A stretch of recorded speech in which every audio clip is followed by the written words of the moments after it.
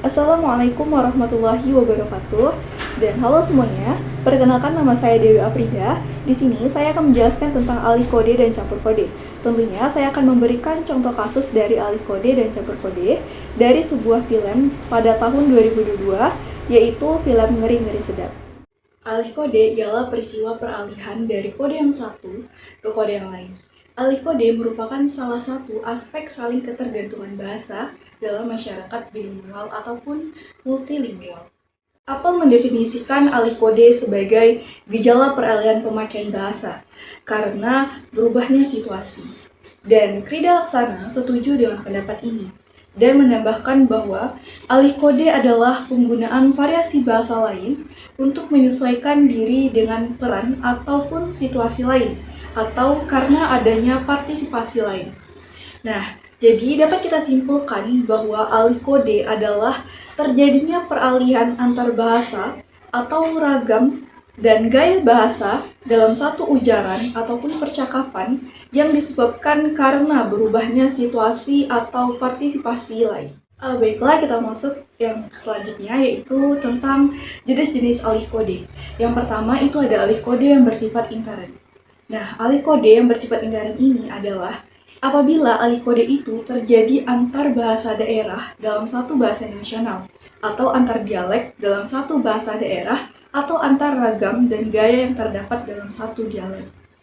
Nah, yang kedua itu ada alih kode yang bersifat ekstern. Alih kode yang bersifat ekstern adalah apabila alih kode tersebut terjadi antara bahasa asli dengan bahasa asing. Selanjutnya, itu ada faktor terjadinya alih kode. Yang pertama, pembicara atau penutur. Seorang pembicara atau penutur seringkali melakukan alih kode untuk mendapatkan keuntungan atau manfaat dari tindakannya itu. Alih kode untuk memperoleh keuntungan ini biasanya dilakukan oleh seorang penutur yang dalam peristiwa tutur itu mengharapkan bantuan dari lawan tuturnya. Nah, yang kedua itu ada lawan bicara atau lawan tutur. Lawan bicara atau lawan tutur dapat menyebabkan terjadinya alih kode. Misalnya, karena si penutur ingin mengimbangi kemampuan berbahasa si lawan tutur. Dalam hal ini, biasanya kemampuan berbahasa si lawan tutur kurang. Yang ketiga, itu ada perubahan situasi dengan hadirnya orang ketiga.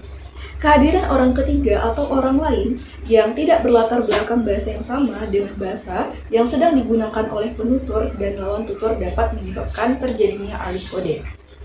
Nah, yang keempat itu ada perubahan situasi. Perubahan situasi pembicaraan juga dapat mempengaruhi terjadinya alih kode.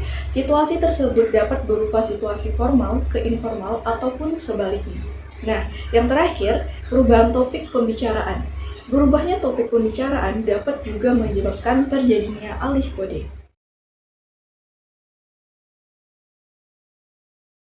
Jadi, sude biaya ulon pesta tai nahurang si 50 juta boha tanggapan anakku boruku amat domu sadia siakko. Dari potongan film pada menit ke-10 ini, terdapat alih kode dari kalimat yang diucapkan oleh penutur guna memberikan penjelasan kepada lawan tuturnya yang memiliki latar belakang suku yang sama, sehingga lebih mudah bagi mereka menggunakan bahasa ibunya untuk menjelaskan ataupun juga memahami penjelasan dari sang penutur. Kalau mau kabur, ganti dulu atuh. Mangkaning gedung temani awis pisan nyamanya. Ya iya, mama oge abis gak ada perhiasan dah. Teung teuingeun atuh mun kabur mah nya. Enggak, dilit. Sok atuh tong adek deh. Iya, dilit. Enggak. Teu tegang teuing. Pada menit ke-27 terjadi alih kode dari dialognya, yang merupakan peralihan bahasa Indonesia menjadi bahasa Sunda. Dalam film ini, Domu yang merupakan anak tertua yang tinggal bersama dengan orang bersuku Sunda. Sehingga ketika ia berkomunikasi dengan orang tua dari kekasihnya, Domu lebih fasih menggunakan bahasa Sunda ketimbang bahasa Indonesia. Orang tuamu butuh kamu kok. Urip iku urup. Artinya apa, Pak? Urip iku hidup. Urup artinya menyala atau bercahaya. Nah, jadi Nah, selanjutnya pada menit ke-28 terjadi sebuah alih kode dari percakapan yang diucapkan oleh penutur guna memberikan sebuah makna kata yang berasal dari bahasa Jawa kepada si penutur yang bukan orang Jawa. Pada ucapan ini, Pak Pomo memberikan penjelasan kepada Sahat yang bukan dari suku Jawa. Nah, jadi alih kode yang terjadi pada menit ke-28 ini adalah peralihan bahasa Indonesia ke dalam bahasa Jawa. Manggil nam tulang lagi. Nang rutik ko Sahat. Permisi Bude. Amang jutahe ngirine. Selanjutnya, terjadi alih kode yang merupakan peralihan bahasa Indonesia ke dalam bahasa Batak. Peralihan bahasa ini dilakukan karena seorang peran pelengkap pada film ini melihat Sahat yang tidak lagi mengerti tutur Batak, sedangkan peran pendamping di sini yang merupakan seorang Batak tulen. Sehingga ia menatakan ucapannya atas responnya yang melihat Sahat yang tak lagi mengetahui tutur Batak.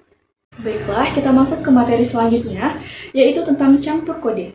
Menurut Nababan, campur bahasa merupakan mencampur dua atau lebih bahasa ataupun ragam bahasa dalam suatu tindakan bahasa, tanpa ada sesuatu dalam situasi berbahasa itu yang menuntut pencampuran bahasa. Dalam keadaan yang demikian, hanya kesantaian penutur atau kebiasaan yang dituruti. Nah, berdasarkan pernyataan tersebut dapat dinyatakan bahwa pencampuran bahasa tidak dipengaruhi oleh situasi berbahasa. Berdasarkan konsep dari Nababan mengenai campur kode, situasi tutur tidak berperan penting dalam mempengaruhi campur tutur. Justru, kesantaian dan kebiasaanlah yang menentukan atau mempengaruhi seseorang dalam melakukan campur kode. Baiklah, selanjutnya itu ada jenis-jenis campur kode. Yang pertama, itu ada campur kode bentuk kata. Campur kode bentuk kata ini menyisipkan unsur bahasa lain ke dalam tuturan, tetapi unsur bahasa lain yang disisipkan tersebut hanya berupa kata. Yang kedua, itu ada campur kode bentuk frasa.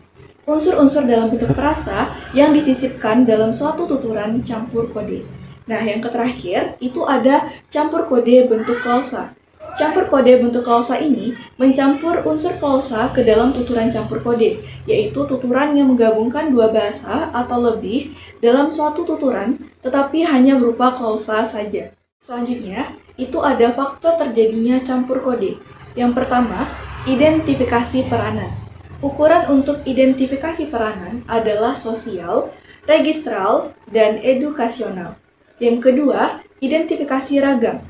Identifikasi ini ditentukan oleh bahasa seorang penutur ketika melakukan campur kode yang akan menempatkannya dalam hierarki status sosialnya. Yang ketiga, itu ada keinginan untuk menjelaskan dan menafsirkan. Alasan ini akan tampak karena campur kode juga menandai sikap dan hubungannya terhadap orang lain dan sikap dan hubungan orang lain terhadapnya.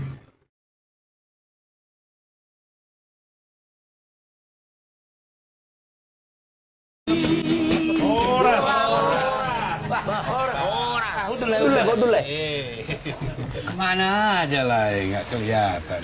Ada sidang sengketa tanah beda. Pada potongan film tersebut ada sebuah ucapan yang dilakukan oleh seorang pemeran tambahan yang menemui peran utama dan peran tambahan lainnya. Campur kode pada film ini tertuju pada kata horas yang merupakan sapaan yang khas dalam masyarakat Batak. Kemudian kata hundul yang artinya duduk dalam bahasa Indonesia. Dan yang terakhir adalah kata lae yang merupakan panggilan khas untuk orang-orang Batak yang berjenis kelamin laki-laki dan berusia sama. Namun, panggilan tersebut juga harus disesuaikan dengan adat. Pada ucapan tersebut, sang penutur mencampurkannya dengan penggunaan bahasa Indonesia. Hal ini bertujuan agar keadaan menjadi lebih akrab. Mau kemana ini? Kami mau ke rumah opungnya si Domo, Amang. Mau bahas pesta sulang-sulang Pahopu itu kan. Tinggal seminggu lagi. Oh iya. Oke lah kalau begitu. Lanjut. Aku bantu doa supaya lancar semuanya. Campur kode pada potongan film tersebut tertuju pada kata opung. Kata tersebut digunakan untuk memanggil nenek dalam bahasa Batak. Pada kalimat tersebut, tokoh utama, yaitu Mak Domu, berkata kepada pendeta yang mereka temui di jalan bahwa mereka akan ke rumah nenek dari si Domu untuk membahas tentang pesta yang akan dilakukan keluarga tersebut.